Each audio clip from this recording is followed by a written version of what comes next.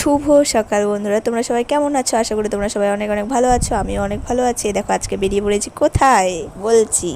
তার আগে দেখো আমার মেয়ের আনন্দটা দেখো, জাস্ট অসাম। কারণ এই যে বুনুর জন্য, বুনুকে পেয়ে আমার মেয়ে অনেক হ্যাপি। কারণ ওরা দুজনকে মানে অনেক ভালোবাসে, একসাথে থাকতে বেশি পছন্দ করে।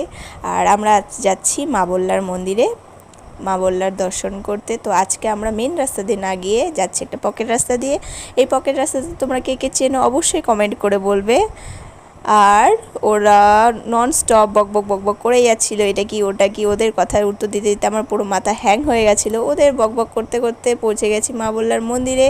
মা বল্লার মন্দিরে গিয়ে দেখি গাইস এত ভিড়, কারণ অমাবতীর জন্য 3 দিন মন্দির বন্ধ ছিল, তার জন্য অনেক ভিড় ছিল।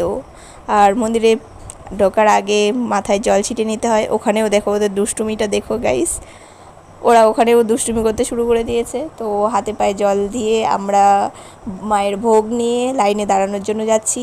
আর আমি এদিকে টিকিটটা কেটে নেব, কারণ হলো মিষ্টি ভোগ দেওয়ার জন্য আলাদাভাবে টিকিট কাটতে হয়, অন্য ভোগ দেওয়ার জন্য আলাদাভাবে টিকিট কাটতে হয়। আর যদি তোমার লাইনে দাঁড়ানোর সময় না থাকে তাহলে তুমি তার জন্যও টিকিট আছে, 100 টাকার টিকিট কেটে তুমি সাইড দিয়ে ঢুকতে পারবে।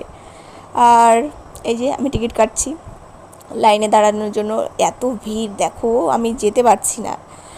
এই ভিড়ের মধ্যে গিয়ে দাঁড়িয়ে পড়লাম লাইনে 3 পাক দিয়ে তারপরে মায়ের দর্শন এখানে। আর এতটাই ভিড় ছিল সেদিন, মানে বলার মতো না। আর এতই গরম গাইস, কি বলবো। আর মেয়েদের যেহেতু নিয়ে গেছি, ওরা তো দুষ্টুমি করবেই, ওদের সাথেই সারাক্ষণ আমাদের লেগে গেছে। লাইনে দাঁড়িয়ে থেকে আমি একটু ব্লগ করে নিলাম, ভিডিও করে নিলাম, যে তোমাদেরকেও দেখানো যাবে। দেখো গাইস কত ভিড়, কত লোক, মানে অসাম। এত ভক্ত, মা বল্লার কৃপা সবার উপর আছে, তাই না বলো?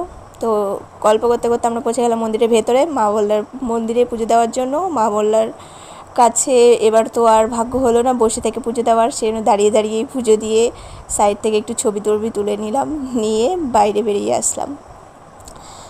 পুজো দেওয়া হয়নি আমাদের, এখন আমরা দাঁড়িয়ে আছি। আমাদের থালা নিয়েছে, পুজো দেওয়া হলো এইমাত্র, তিলক কাটিয়ে দিয়েছে আমাদের। এই যে আমার মেয়ে বেঁধে দিচ্ছে।